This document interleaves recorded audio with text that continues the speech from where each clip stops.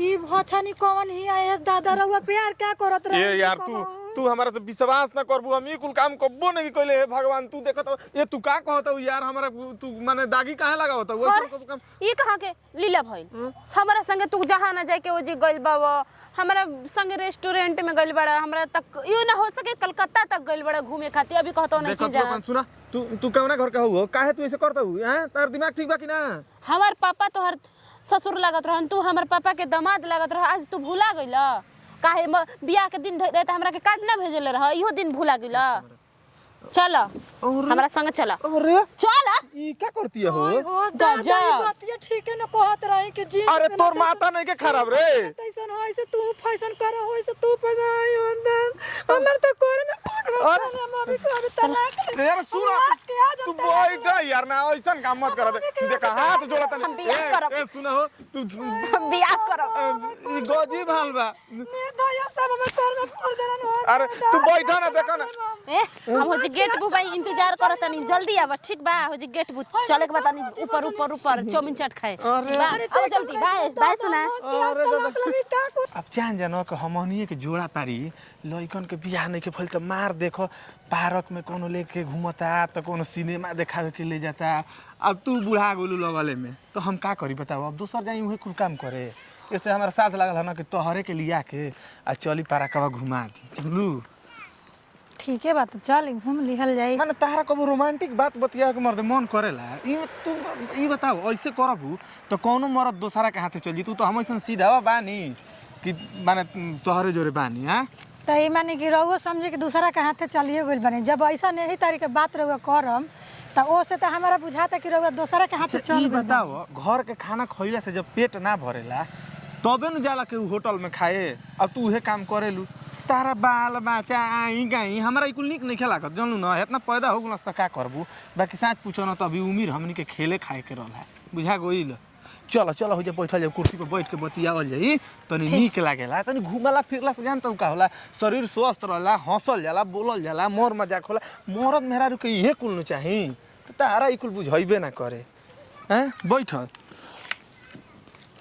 अब बताओ तू ही देखो तार बहिन तारा से बड़ है अभी सूट सलवार पहनेली जीन्स पहनेली कितना निक लागेली है आ तारा में कुल अच्छाइए नहीं के काहे नहीं खे चाहिए तू तो मर्द बुढ़िया बन गेलू तो हम कही ना तो कबो तन में सिंगार पटार क लेलू आना तो उहो ना करबू हैं बताओ काहे तो रउआ ले के दी हम तो हम ना पहनम का माने का तू मंगबू तो हम ना दे हम बताओ नीचे ले ऊपर ले हां त ले आई हमहू पहिर के घुमम दोसरा जरे घूमे के बा हमारा जरे घूमो नहीं रउए जरे हम कहीं कि दोसरा जरे घूमू मर दे नहीं की कहत हां त ना त ई मरद मेरा रूम होके चाहिए ई बताओ हमनी के शादी बियाह बचपन में होगु त हमनी के बुढ़ा गुनी जा हैं ना जी अभी ने कैसे बुढ़ा गनी जा अब बताओ अभी तू ना मन बुनो निमन निमन लड़की लाइन मारेली से हमरा पाके हम कोनो के भाव ना दी ना कोई ना हमर जाए तो तू ही हमर सबसे निमन बाड़ू ठीक बात निमन निमन जब लाइन मारती से ना तो जाई रहो ओनिए से कट जाई साला कोन नहीं तू खराब बाऊ हैं खराब आदमी के आजकल जान तो फैशन ऐसन डिजाइन हो गइल बा ना कि दुनिया वही पर मोहित हो जाता है बाकी हमनी के देसी या विदेशी चिन्हता नहीं जाना कौन चीज असली है कौन का हो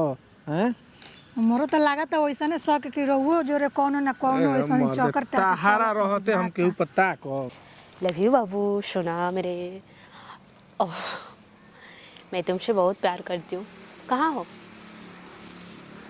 एंट्री कर चुकी हूँ पार्क में नहीं दिखाई दे रहे हो ओह ये बाबू जानती हो और ये गजब का आदमी तो कुछ ठीक है बट जो लेडीज़ है ना गजब ही है वो भी पार्क में आ रही है नहीं जानती हो मतलब पार्क बनाया हुआ है मैं समझती हूँ बट इतना उम्र का लोग भी पार्क में आते हैं मुझे तो ये भी पता नहीं था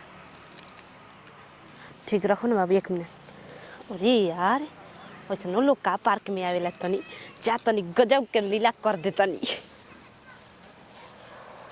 जानलू ना इहे सब कहता नहीं माने आज के डिजाइन देखला अब बताओ हमनी के बूढ़ा बूढ़ी के जिंदगी जीतन जेते ये अच्छा बात बा ठीक लागता यही जवानी में मर्दे कहीं के माने बताओ तनी तू रही तू तनी तनी बढ़िया से तनी सिंगार पटार करतू तो तनी हैं देखत रहू सब सिंगार पटार में कोइले बनी रोबे खातिर में कोइले बनी के करे खातिर कोइले बनी तो तनी माने निमन माने लागे के चाहिए अब बताओ तनी सूट सलवार तू पहन तू कबो कबो जींस पहन ले तू तो कितना अच्छा लगतू हैं माने हमारा सब कम बस आई लव यू बाबू अरे भुला गिला का?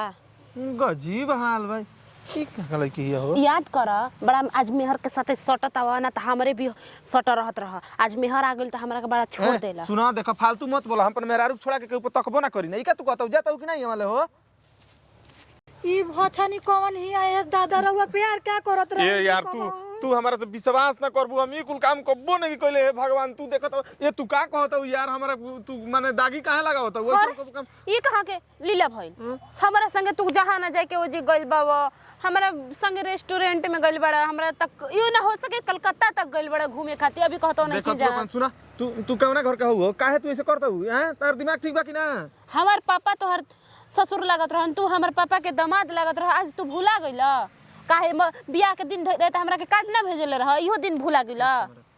चल हमरा संग चल। अरे चल ई क्या करती हो? हो दादा ई बात ठीक है न कहत रही कि जी अरे तोर माता नहीं के खराब रे। तैसन होय से तू फैशन कर होय से तू फैशन आई अंदर हमर त कोरे में फोन रखल मम्मी को अभी तलाक यार सुना तू बैठ यार ना ऐसा काम मत कर दे। देखा हाथ जोड़ता नहीं। ए सुना हो तू बियाह करब।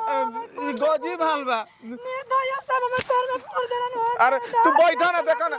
ए हम हो जी गेट बु भाई इंतजार करत तनी जल्दी आवा। ठीक बा हो जी गेट बु चले के बतानी ऊपर ऊपर ऊपर चौमिन चाट खाए। अब जल्दी बाय बाय सुना। अरे क्या कहती है? अरे यार ई ऐसा कोनो बात नहीं के। उ फालतू लड़की वैसे कह के झागर देख के लो भाग गने नु। गजीब हमार कोरम फूट गइलो दादा दुनिया बाज के तलाक ले। ई का तू कहत रे? तोर दिमाग ठीक नहीं के रे। देख हम ऐसा से दिमाग ठीक नहीं बगल में बैठ के कहती आई लव यू जानू। तो तू ए भैया बाय।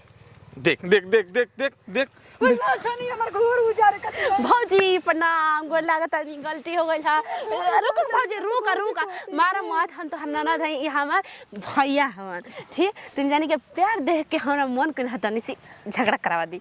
ये सारा मजा आ गेलो। देखलू ना देखलू ना। चिनार ना तब बसल बसावल घर उजारे खातिर चलैलू ना हो भौजी देखलो हनी हमर भैया से तू कितना प्यार करत मगर तू त करत जुड़वाला बोड़ा में एक बोड़ा।